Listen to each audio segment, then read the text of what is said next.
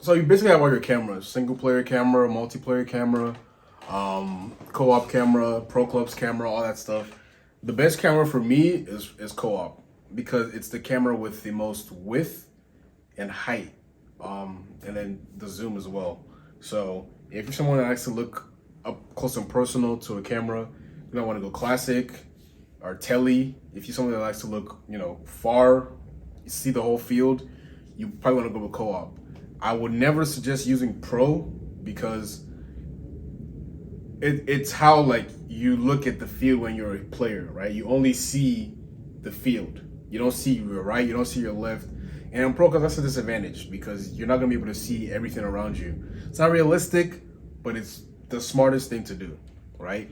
So in terms of things like your indicator, is this a preference thing? Like, what do you like to see? Do you like to see a player's name or a player's ID, or do you like to see a player's name and ID? Like, what do you want to see when you put the setting on, right? Because some people, it might be too much clutter, too much visual clutter. You want to see all that, right? Or in terms of when you go to your radar, right? Because your radar is so important. For me, I like to have my radar to be specific colors at all times, right? I don't want to see any like glitchy, whatever.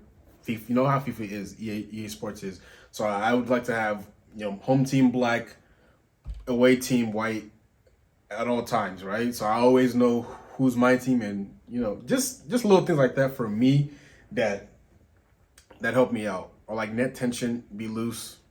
Nothing serious. It's just preference, right? You want to customize the game as much as you can to make it enjoyable. And one thing I added on my streams, if you guys see, is like input overlay.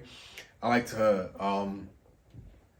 to see what I'm putting in, or like maybe you guys want to see what I'm putting in to my input. So and then things like menu volume, FX volume, things like that. If you like your game to be quiet so you can play your music above that, you want to take that off. If you want to play the game's music, you can do that as well. So, but for me, my preference always is mute as much audio of the game as I can, and then just play my own Spotify music or whatever I'm playing at that time, because it just gets me more in the zone to be able to play better. So just a little quick settings tips for you guys. Just make sure you look at your settings for sure. Things like timed finishing, are probably on there that you don't want on there. So make sure you go through all your settings before you get into a Pro Clubs like session, because I've had moments where I'm in throw on goal and I did time finishing and I scuffed it, or like I have a free header and I time finish and I messed it up. So make sure you know all your settings. Make sure you have the settings the way you want them, and then that'll help you get the best out of your game. So just a quick little video, help you guys with your settings, what to look out for, and hope you enjoy this video and hope you enjoy FIFA 22. Thank you guys.